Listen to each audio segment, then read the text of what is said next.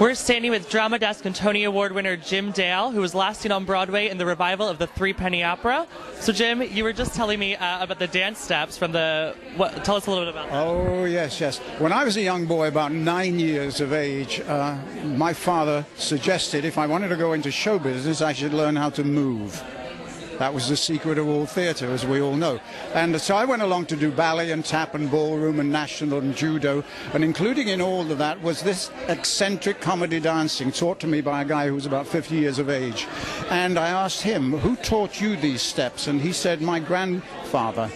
And I said, who taught your grandfather? He said, his grandfather. Now, working back, that takes these steps back to at least 1780 to 1800. So these were steps that I incorporated in Threepenny Opera that were being danced on the streets in England.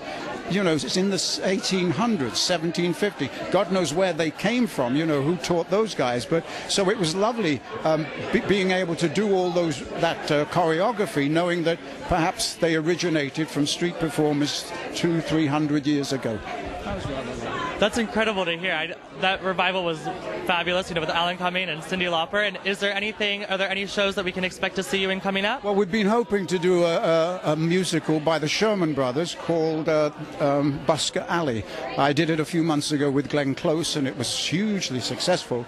Obviously, with this slide that we're in at the moment, there are a few things being put on hold, and including one of them is the Busker Alley. So hopefully one day we'll be able to get that on. It's got a wonderful score by the Sherman Brothers, and who did, as you know, Chitty Chitty Bang Bang and Mary Poppins.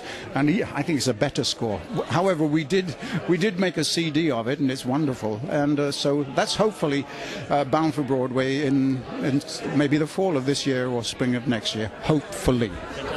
We'll definitely be looking out for it, and congratulations on Pushing Daisies as well. It has a huge cult following, and I'm a huge fan of it. Well, unfortunately, it is now Pushing Daisies, but at least we did 22 episodes. Well, I'll get the DVDs of it. I love it.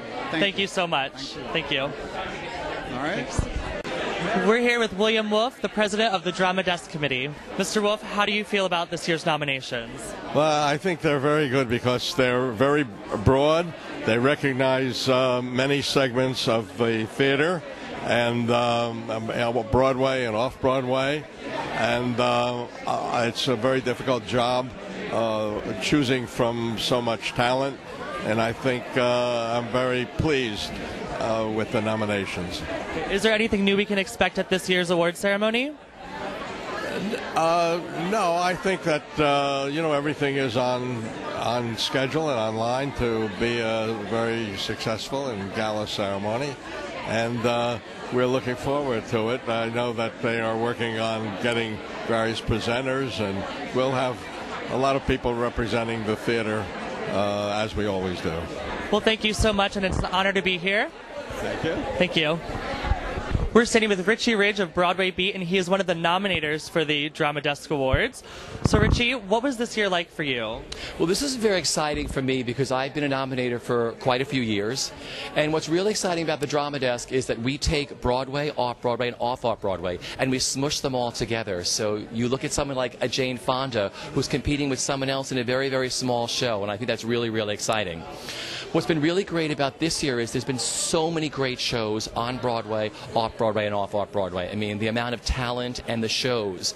And what's great, what we do is we start as far back as last June, and we ended only last week of evaluating shows. And we saw hundreds and hundreds of shows this season. So you can imagine what it's like putting 7 people into a room with 7 different personalities, discussing and putting it all together and coming up with what I think is such a divine and wonderful list. I think it's great that they branch out to all sizes of theater in New York, because so many people just think of Broadway, but there's so much more to the theater community here. So that's wonderful that you guys do that. And do you have any favorites this year? Are you allowed to say that? Well, you know, it's funny. Anybody who knows me knows that I have so many favorites. So it's really hard for me to say, I love the theater. I love, when I go to these shows, I know so many of these people and just the talent that's involved in all of it. So it's really hard for me. Yeah. But I mean, I love everybody. I love the theater. And if you notice about my show is we don't review on Broadway Beat. We just take everybody behind the scenes. So we let our audience decide, what they want to go see. Which is great. It's a great show, and you can catch it on BroadwayWorld.com, correct? Yep. That's where it is? You can either go to BroadwayWorld.com or BroadwayBeat.com. Well, great. Well, thank you so much. This is such an honor, and I will be watching the show more. Well, this is a real pleasure. I mean, I've gotten emails from this wonderful gentleman. I want to welcome you to the theater world and to the theater community. Thanks so much. Thank you. You're Thank welcome. you.